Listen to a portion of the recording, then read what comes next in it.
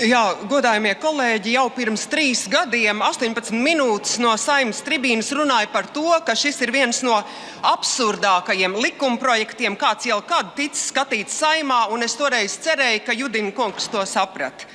Var, protams, lietas novienkāršot, bet vai tiešām nav nekādu robežu?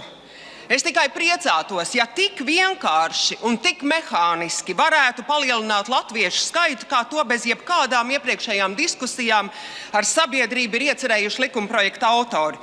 Es varu tikai pabrīnīties par ambīcijām revidēt tos latviešu tautas etniskās pašapziņas un morāles pamatprincipus, pie kuriem tā ir turējusies visu savu pastāvēšanas laiku. Šie principi ir izturējuši 7 grūtus politiskas nebrīves gadsimtus un 50 smagus okupācijas gadus. Un nu te pēkšņi tos pasludina par novecojošiem un netaisnīgiem. Izskatās, ka šim procesam nav robežu. Novedot līdz absurdam Judina kunga priekšlikumu, nu tad uzņemsim Latvijā, teiksim, 20 miljonus imigrantu.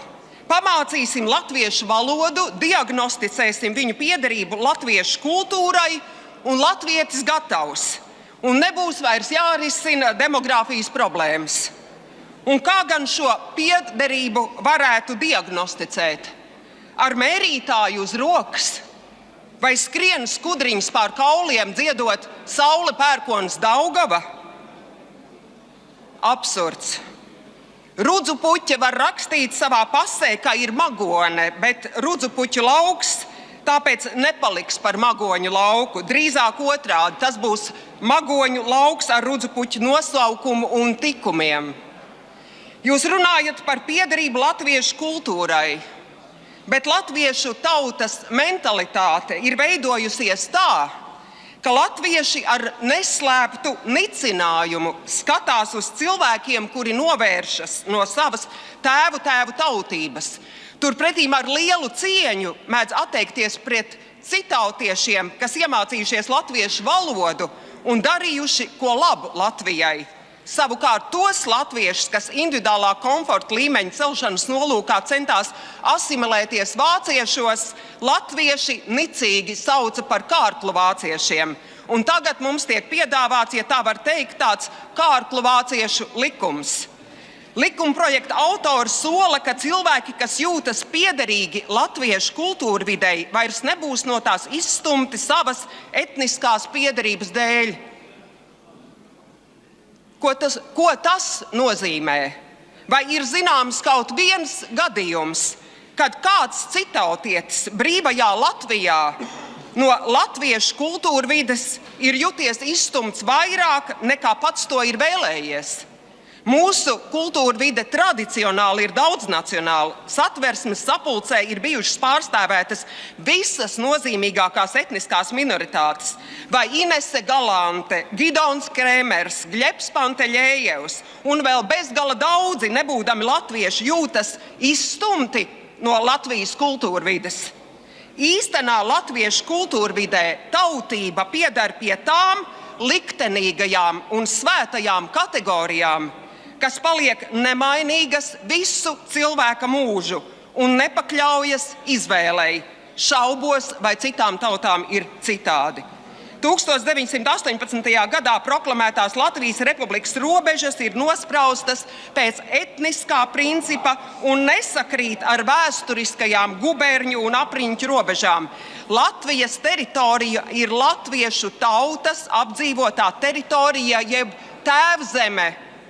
Un pats tēvzemes vārds jau ietver ģenētisko tautības principu. Tā cilvēce gadu tūkstošiem ir noteikusi un joprojām nosaka cilvēku tautību. Nosaukt šo principu par novecojušu, tas tēmē ļoti dziļi.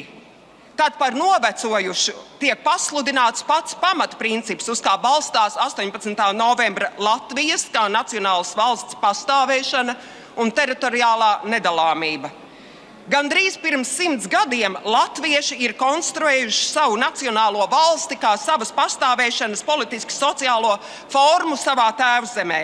Tagad viss tiek apgriezts kājām gaisā. Iznāk, ka nevis tauta konstruē savu valsti, bet gan valsts būs tā, kas konstruē administratīvā kārtā latviešu tautu.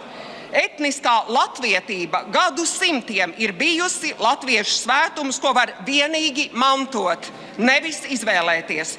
Saskaņā ar likumprojektu etniskā latvietība turpmāk būtu iegūstama daudz vieglāk nekā vienas otras sevi cienošas valsts pilsonība. Es tūlīt beidzu vienu rindkopu. Pieņemot šādu likumu Latvijas valsts... Vienu mirkli Rībenas kundze, vai deputātiem ir iebildumi? Jā, deputāti Rībena turpina, apvienojot ar otru uzstāšanās laiku. Paldies, turpiniet. Pieņemot šādu likumu, Latvijas valsts vara patvaļīgi izsniedz sev licenci latviešu tautības piešķiršanai pēc saviem ieskatiem. Nākamais loģiskais solis varētu būt likumprojekts par gadījumiem, kādos cilvēkam latviešu tautību var atņemt.